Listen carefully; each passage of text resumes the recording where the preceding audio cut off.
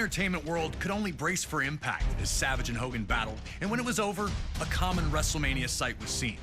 Hulk Hogan celebrating in the ring with the WWE Championship back in his possession. And as the 1980s gave way to the 90s, around the world there was a real sense of looking for the next big thing. The newest, the coolest, the fastest, the strongest, anything.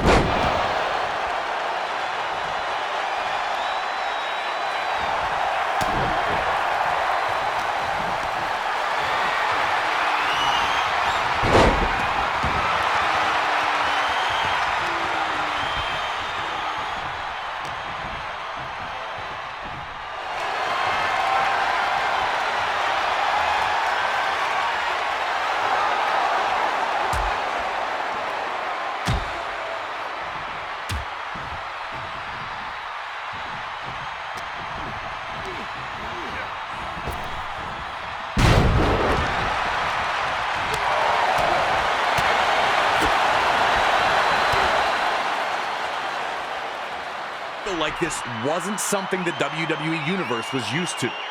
After the clothesline sent him crashing to the floor, Hogan appeared to hurt his knee, the last thing he needed.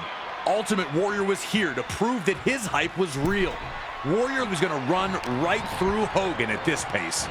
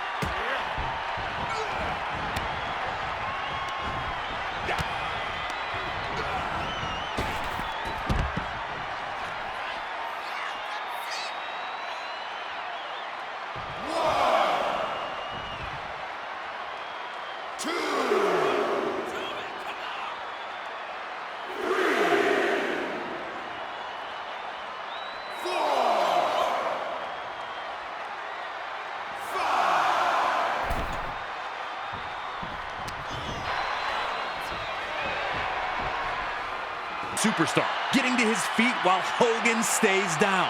The Hulkster was running out of magic. Could he find one more iconic comeback?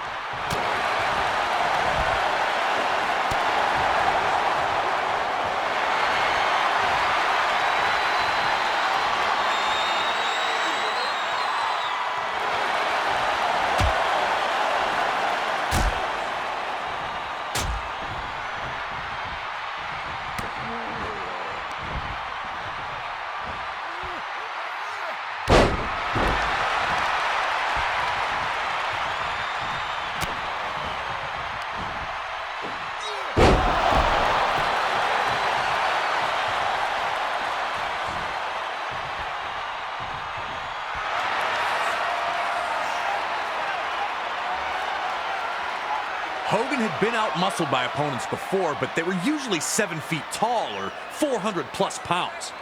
See, Marie gets flattened, and now there's no one to count falls.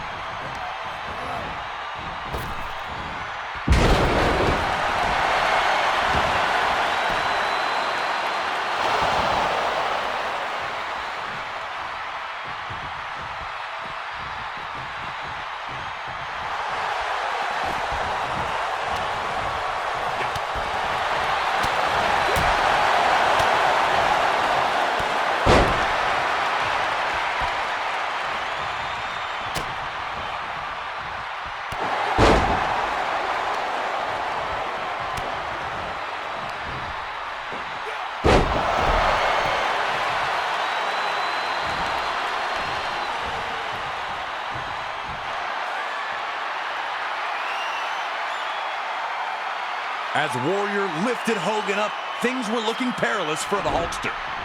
Now it was just up to the Ultimate Warrior to fulfill his destiny. Could he defeat Hulk Hogan?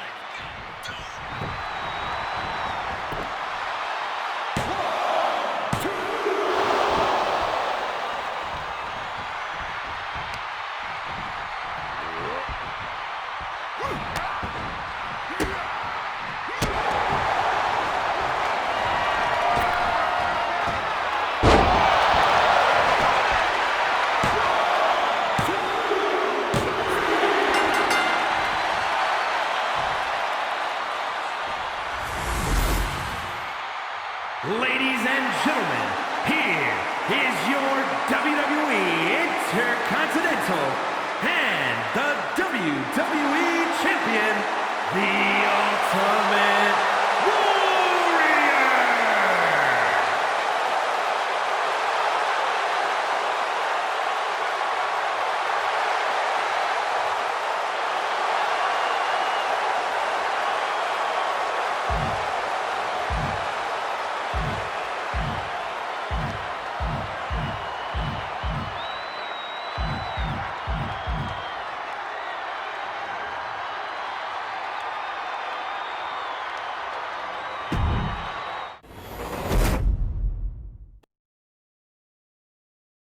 An incredible victory for the Ultimate Warrior there, becoming the first superstar to hold the WWE and Intercontinental Championships at the same time. A truly historic feat on the grandest stage of them all. A victory that signaled a new wave of change that was about to hit all of WWE. Rowdy Roddy Piper managed to change his luck in WWE when he captured his first championship in the company at the 1992 Royal Rumble. The wrestling world rejoiced for Hot Rod as the fiery superstar showed true emotion in the moment, revealing how much it meant to him. Once the most reviled man on the roster, he was now appreciated for his authenticity. Everyone was happy for him, except for one guy. Bret the Hitman Hart had changed his status in WWE in the spring and summer of 1991. When his legendary Hart Foundation amicably split the team, Bret would use the opportunity to springboard up the singles rankings, winning the Intercontinental Championship at SummerSlam that year. Wanting to be an active champion, Bret faced off against all comers, finding victory each time out. Until a few nights prior to the 1992 Royal Rumble, when Hart lost the Intercontinental Championship. And before he could get a rematch, Piper had swooped in and won the thing. The last thing the Hitman wanted to do was ruin Roddy Piper's moment. The two were close. Piper had trained in the family dungeon and spoke glowingly of not only Bret, but his entire family. I gotta tell you how much I loves your family. I gotta tell you how much I loves your mom. I knowed you, I know this guy since he's been knee-high to a grasshopper. Respectfully, the two agreed to compete at WrestleMania 8, which would emanate from Indianapolis, Indiana. But Piper understood that many felt Bret lost that title at less than 100%, and that he'd have to defeat Hart in the ring to get those people on his side. And while both men claimed they'd keep it respectful, most everyone understood what happens when you push Roddy Piper to the edge. And trying to take something from Roddy Piper is one way to do it, especially when it's the first title he ever held in WWE. And so it was Bret Hart's technical mastery against Roddy Piper's street fighting in an unheralded classic was produced by two absolute masters of their craft. And while they both tried to keep it friendly, you just knew it wasn't gonna last. Nearly 20 furious minutes of action unfolded between the two, each with near victories along the way. Blood, sweat, and tears was never more appropriate. The two gave their all on the goal of earning the WWE Intercontinental Championship. So, get in there and do your best to beat Roddy Piper to the punch. But beating Hot Rod is no easy task, even if you are the best there is, the best there was, or the best there ever will be.